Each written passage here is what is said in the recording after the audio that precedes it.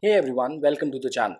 I am Mayur, and in today's episode we are going to discuss the various frameworks that deal with security controls deployment. These frameworks are quite commonly used across multiple organizations and form the basis of creating a sound security program for the organization.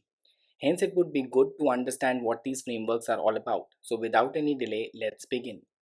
The first framework that we will discuss is COBIT, which is the short form for Control Objectives for Information and Related Technologies.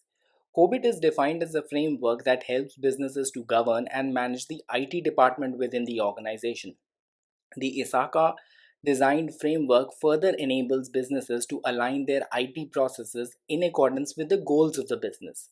In addition, COBIT framework ensures that the resources are optimally utilized and potentially risks are mitigated. There are five principles of COBIT which are shown in the diagram here. There are several advantages using the COBIT 5 framework and its principles in an organization. It improves the organization's efficiency and production. Furthermore, COBIT helps in protecting the information system of the organization.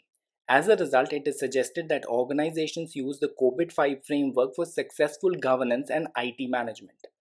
ISACA has published the COBIT standard from an information security perspective. The book can be bought from the ISACA store for more understanding of the standard. NIST Special Publication 853 provides a catalog of security and privacy controls for all US federal information systems except those related to national security. However, its guidelines can be adopted by any organization operating an information system with sensitive or regulated data. It provides a catalog of privacy and security controls for protecting against a variety of threats from natural disasters to hostile attacks. The controls established by NIST Special Publication 853 are designed to improve risk management for any organization or system that processes, stores, or transmits information. The latest version, NIST 853 Revision 5, was published in September 2020. The details of the standard can be checked on the link mentioned here. I will also mention the link in the description in case you want to read the framework in detail. Here is another framework which you are required to understand. The COSO framework is a system used to establish internal controls to be integrated into the business processes. Collectively, these controls provide reasonable assurance that the organization is operating ethically, transparently, and in accordance with the established industry standards. There are five components of the COSO framework. Control environment. The control environment seeks to make sure that all the business's processes are based on the use of the industry standard practices. Second one is risk assessment and management, which is sometimes referred to as enterprise risk management, is based on the idea that risk is an inherent part of doing the business.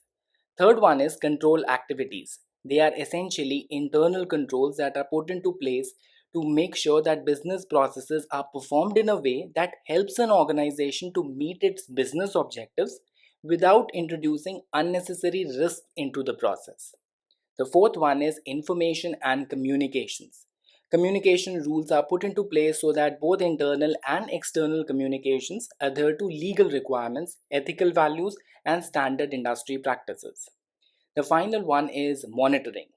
At a minimum, monitoring is performed by an internal auditor who makes sure that employees are adhering to the established internal controls.